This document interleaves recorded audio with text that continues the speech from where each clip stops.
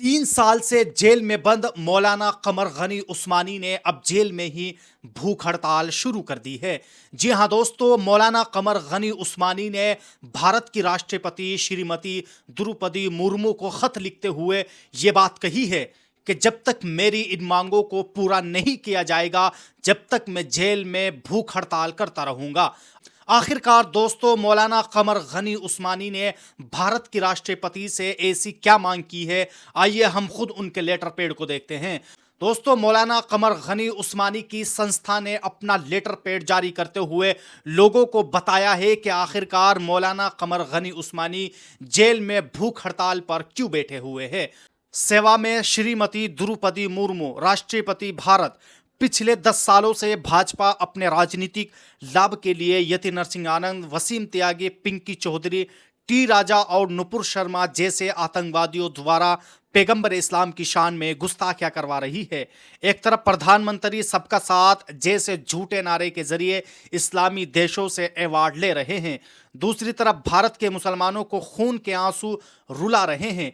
इन आतंकियों पर दर्जनों एफआईआर और न्यायालय के सख्त आदेशों के बावजूद या तो गिरफ्तारी नहीं होती, और अगर बहुत दबाव होने पर गिरफ्तारी होती है तो हल्की धाराओं से होती है और कुछ ही दिनों में बाहर आकर फिर से गुस्ताखियां शुरू कर देते हैं।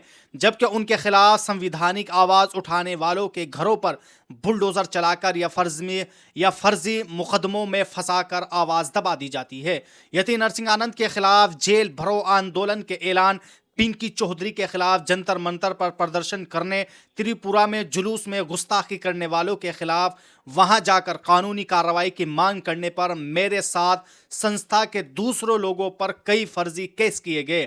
पिछले 3 साल में मैं झूठे मुकदमे में साबरमती सेंट्रल जेल में कैद हूं। यहां भी जेल प्रशासन एटीएस के दबाव में बराबर जुल्म कर रहा है। दोनों पैरों तथा एक हाथ में चर्बी की गांठ के कारण चलना मुश्किल है। 2 साल तक सिविल अस्पताल दौड़ दौड़ कर थक गया हूं। पेन किलर देने के अलावा कोई इलाज नहीं हुआ। यहां एटीएस का गैर कानूनी ऑफिस है। एटीएस के अधिकारी यहां रहते हैं, उनके आदेश पर मेरा जेल रिकॉर्ड और मेरी रिपोर्ट गलत भेजी जाती है, जिसकी वजह से इलाज के लिए पैरोल भी नहीं मिलती। पिछले 116 दिनों तक मुझे खोली में बंद रखा गया। 20 जनवरी को माइनर हार्ट अटैक आने की बिना पर मुझे खोला गया। नमाज के लिए कुर्सी न मिलने पर टूटी टॉयलेट चेयर पर बैठकर नमाज पढ़ता हूं। कुंभ के मेले में बीजेपी ने राजनीतिक लाभ के लिए यति नरसिंह आनंद को नफरत फैलाने के लिए हीरो बना रखा है। 18 जनवरी को यति और दूसरे लोगों ने कुंभ मेले में जहर उगलते हुए कुंभ में 27 जनवरी को धर्म संसद करने का ऐलान किया है। इस धर्म संसद में फिर खुदा व रसूल को गालियां दी जाएगी और मुसलमान बेबस होकर खून के आंसू रोएगा। इस खबर को सुनकर 20 जनवरी को परेशान होकर ही मुझे माइनर हार्ट अटैक आ गया। इसी कारण से कल 23 जनवरी 2025 में मैं भूख हड़ताल कर रहा हूं। जब तक ऊपर लिखे आतंकवादियों को यूपीए और एनएसए जैसे सख्त धाराओं में बंद नहीं किया जाता, तब तक भूख हड़ताल जारी रहेगी। इस बीच कोई मेडिकल सहायता भी नहीं लूंगा। मैं सिर्फ मुसलमानों से ही नहीं बल्कि भारत के हर इंसाफ पसंद नागरिक से मेरी जायज मांग के समर्थन में अपील करता हूं। मैं आपसे आग्रह करता हूं कि मेरी जायज मांग को पूरा करने और देश में अमन को कायम रखने के लिए अपने विशेषाधिकार का उपयोग करते हुए इन आतंकियों को सजा दिलाने की कृपा करें। धन्यवाद। कमर गनी उस्मानी।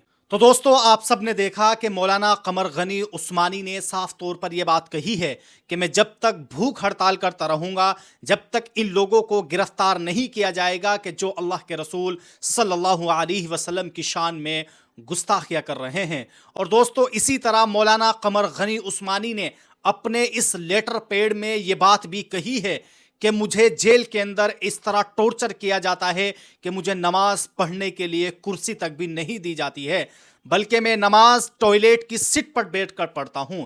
तो दोस्तों, आप सब ने सुना कि 3 साल से जेल में बंद मौलाना कमर गनी उस्मानी अब भूख हड़ताल पर बैठे हुए हैं और उनकी साफ तौर पर मांग है कि मुल्क के अंदर अमन होना चाहिए और जो अमन को खराब कर रहे हैं उनको जेल में डाल देना चाहिए।